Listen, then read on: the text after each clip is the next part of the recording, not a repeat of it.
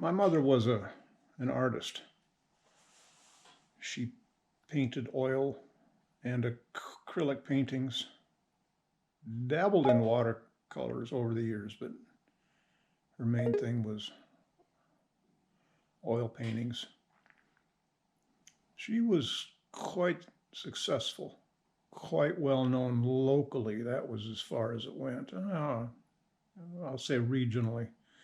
At any rate, 10 years before she died, I was visiting her one time, and she had a painting on her wall in her apartment.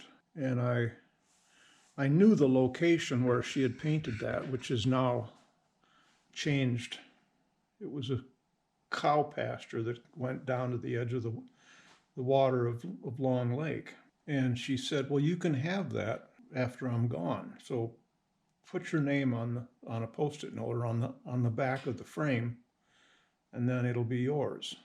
You know, Mom died 10 years ago, and her place was cleaned out. Marilee, my sister, took the painting and held it for me in her basement until I had a place where I could use it. Well, I've been waiting all these years to live somewhere where I could do that.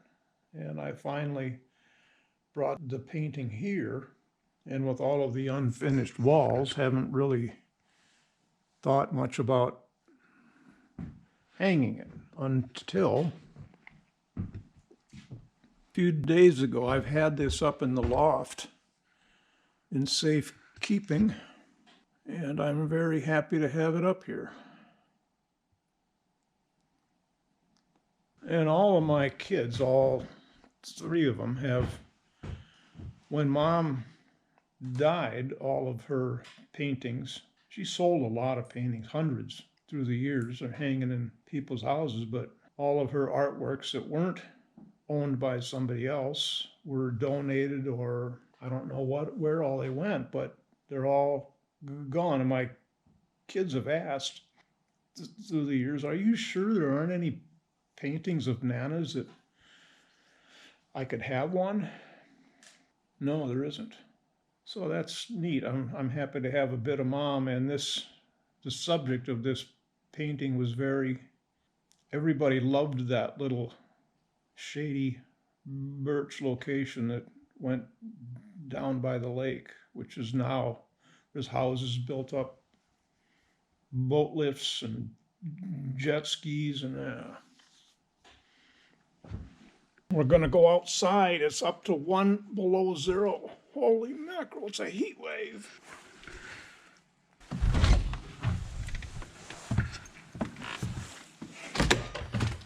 No. She just will not learn. Teach an old dog new tricks. She's supposed to sit and not get up until I say.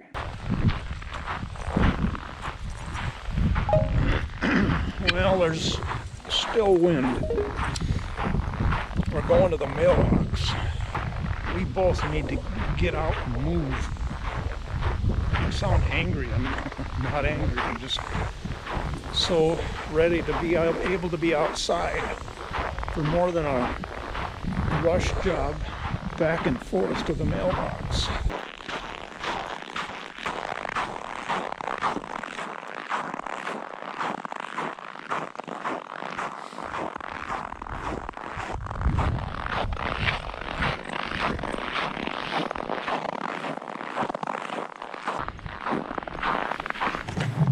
Yes. Huh. Lots of crap.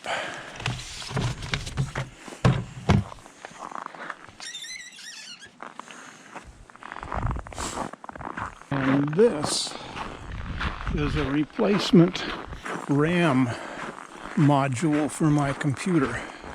I ordered one 2 weeks ago. Got it, installed it. The computer wouldn't even start. Took it out, put the old one back in. It started right up. Shut it down, put the new one in a different slot. Computer wouldn't start. I had to send the bad one back. They would evaluate it. They'd send me a new one. If this one's bad, this is a 16 gigabyte RAM strip. It's one of two buying. I've got 40 gig of RAM in the computer. That's a huge amount of RAM. Well, I do a lot of video and After Effects work, and the computer is bogging down, I think, because I don't have enough RAM. So when I'm done, this will max the computer out at 64 gig. Oh, it wasn't so bad. It is windy.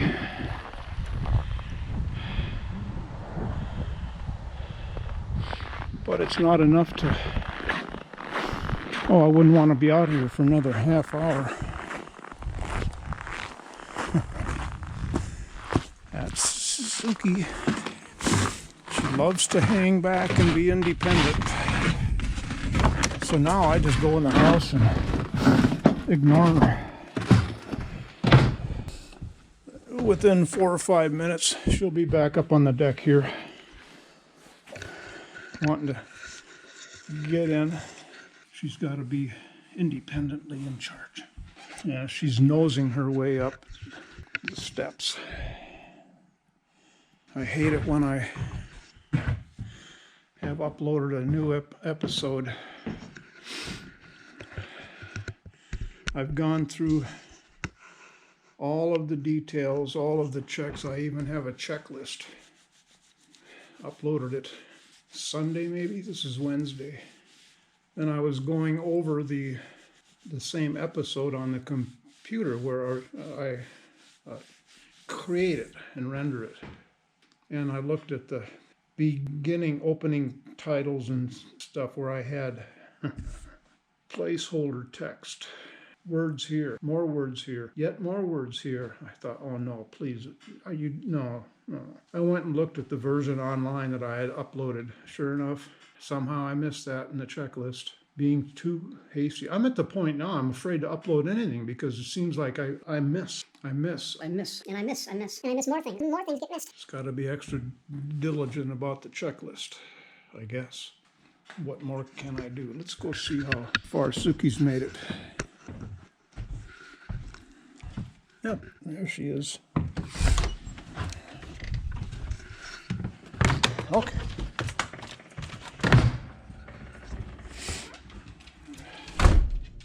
Okay. Mail. Here, you can have this one. There you go. Yeah, good girl. Click, click, click, click, click, click, click. Now that is really helpful. I brush my teeth.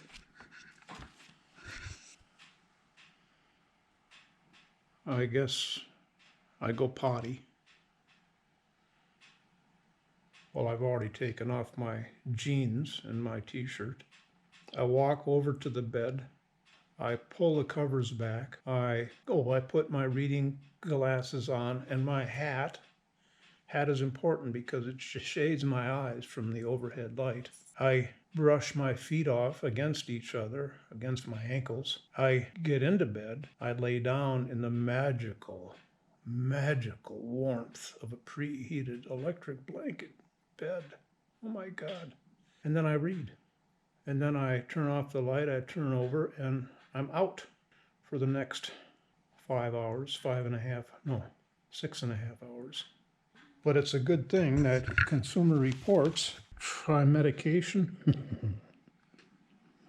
Thought that's what it said at first. And I was going to say, no, I've been that route. Don't do that. We just learned this week that Georgia prosecutors are looking into whether... I still am exasperated by this damn GoPro. How the battery can go from 100% to zero, to nothing, to no activation when you push the on button. It happens. It is afternoon. And I have been burning through the wood. I just can't keep this thing going. This is the 4th bucket I've burned since bringing in more wood yesterday. Wow. I had talked about, well, when it gets cold in January or February, I'll go from 2 buckets to 3 buckets probably in the same period of time. Well, 4 buckets. I am burning through the wood like crazy, pun intended. And it's no fun, these puns.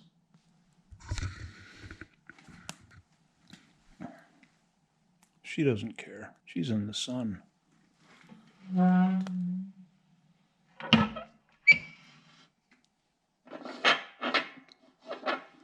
Open it up. And we can go from, I had it up to 70, finally. Half an hour ago, I had it up to 70. Now it's down at, 69, and I gotta just keep throwing wood. And when I'm up in the loft and I'm working along, it's so easy to forget about. Stoke the fire. Yeah, okay. I don't know what I'm doing. Oh yeah. I need to re-stoke my pills once a week. Saw palmetto does the prostate good.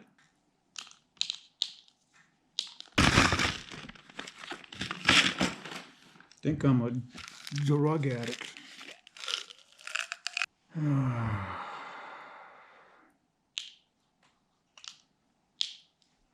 I don't know.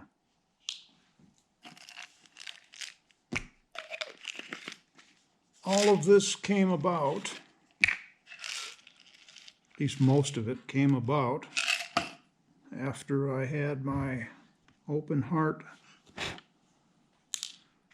surgery and valve replacement in 2001. I never had to take pills ever. When did I enter old age? Oh, I never have.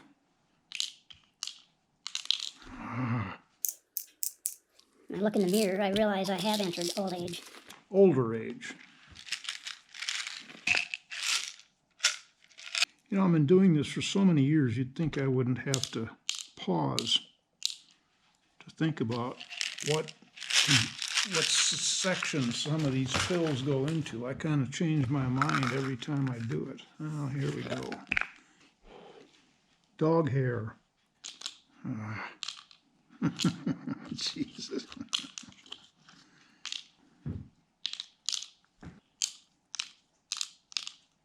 It looks fairly evenly distributed.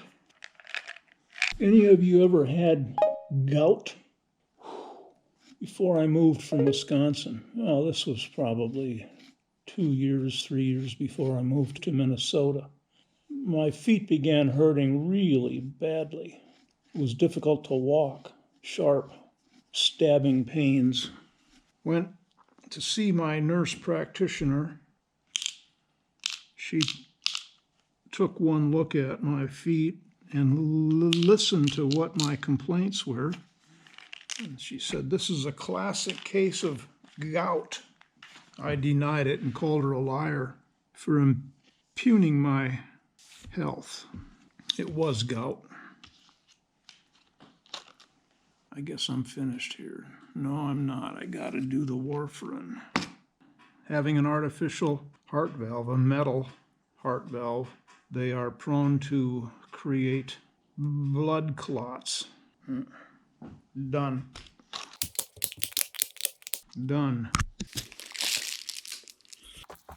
By the way,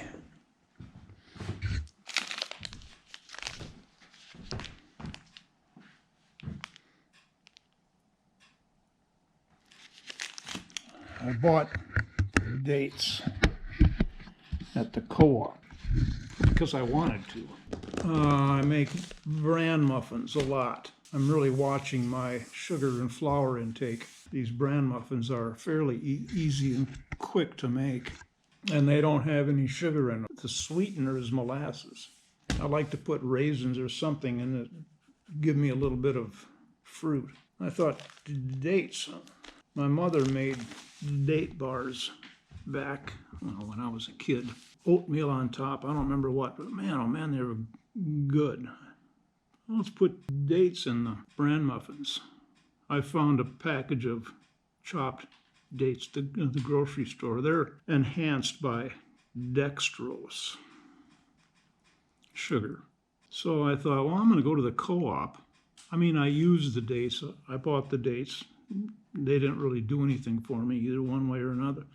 Go to the co-op. They're all organic. You know what a co-op is. They have all these great, hideously expensive everythings. Bought a little package of dates. They have them pre-packaged, and they're whole, and they're unsweetened. They're the way dates are supposed to be made. Have any of you tried to chop up a date? Oh, Jesus. It is the stickiest substance known to mankind. They're delicious, but cutting them up, I did two. Got the pits out and chopped them up. Very time consuming because they keep clinging to your fingers. You can't get them off the knife or your fingers. It's just... Anyway.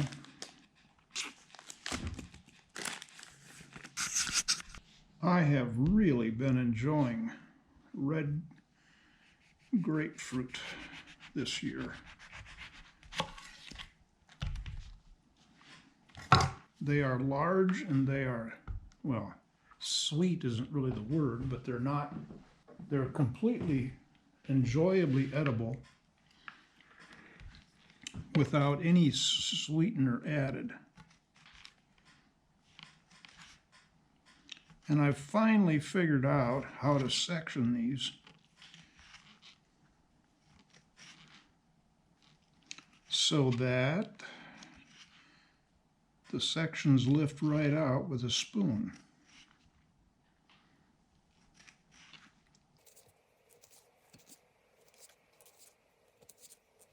Then, again, don't saw up and down too much. You have to, a little bit with this.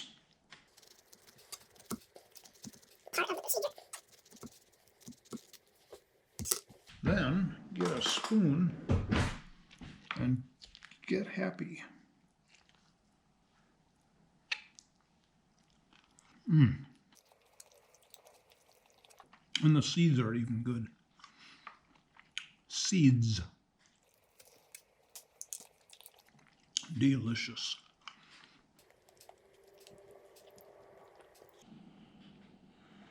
We can't seem to get above 0.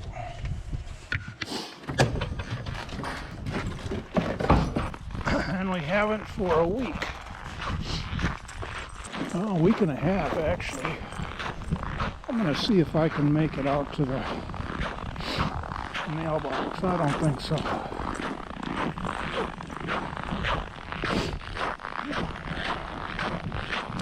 And Suki will take anything she can get. Oh, it's cold. I've been out filling buckets with BTUs, so I've already got a head start on being cold. It's awful.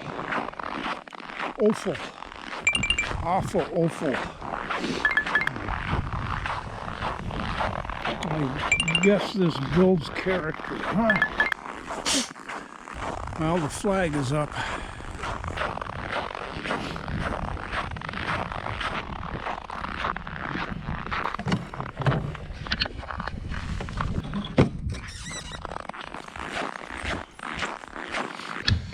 It's absolutely brutal. Walking along the driveway coming back. Walking hard and fast. Remembering the days of June. Meandering along the driveway. Searching for Canada thistle. Oh my gosh. It's this time of year we think, that's never going to happen again. That's never going to come again. We're stuck in this cycle of sub-zero. And it's absolutely intolerable. Why do we live here? For the days of June, meandering June days, and meandering along through Dennis's field out there.